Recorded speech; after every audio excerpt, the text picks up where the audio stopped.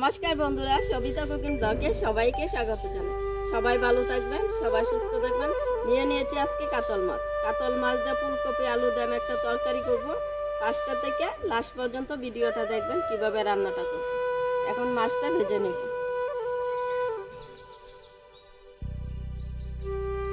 মাছে দিয়ে দিব স্বাদ মতো লবণ,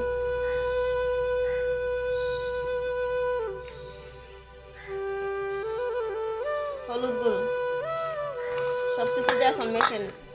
গরম হয়ে গেছে, এখন দিয়ে দিব মাছ।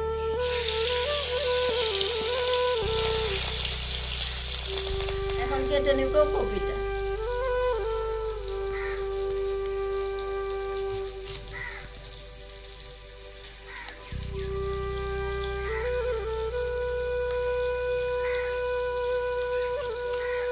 এরকম করে কেটে নেব।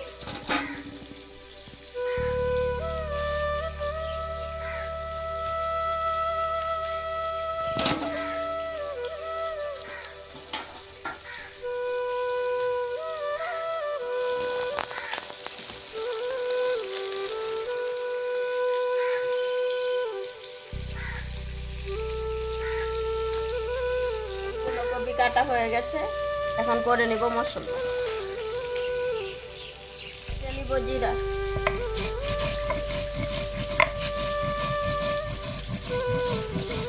বাটা হয়ে গেছে, এখন উঠায় নেব। এখন বেটে নিব কাঁচা লঙ্কা,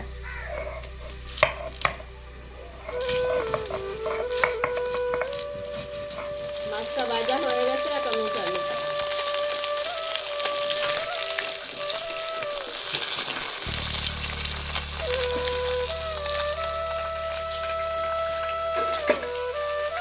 ভেজে নেব ডালার বড়ি।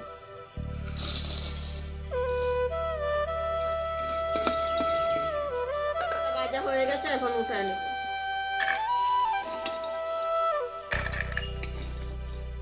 ভেজে নিব আলু,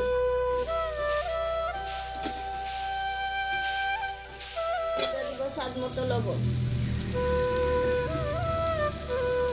হলুদ গুঁড়ো,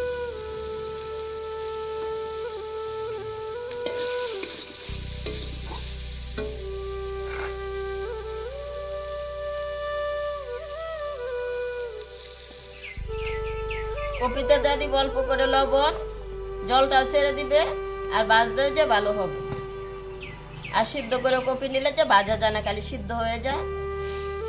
হয়ে গেছে, এখন নামিয়ে নিব। দিব সরষের তেল,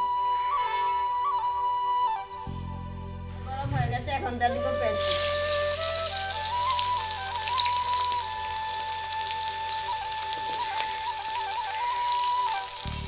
আগে লবণ মেখে রেখে দিয়েছিলাম, এখন কপিটা ধুয়ে নিব। পেঁয়াজটা ভাজা হয়ে গেছে, এখন দিয়ে দিব ফুলকপি।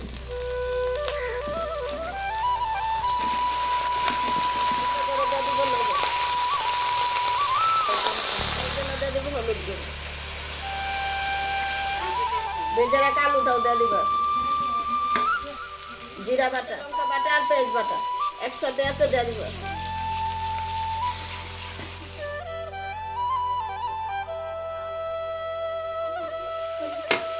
সবকিছু ভাজা হয়ে গেছে, এখন দিয়ে দিব জল। কালার বড়িটা এখন দিয়ে দিব। তরকারিটা জাল হয়ে গেছে, এখন ভেজে রাখা মাছটা দিয়ে দিব। এটা দিব গরম মশলা। তরকারিটা হয়ে গেছে, এখন ঢেলে নিব।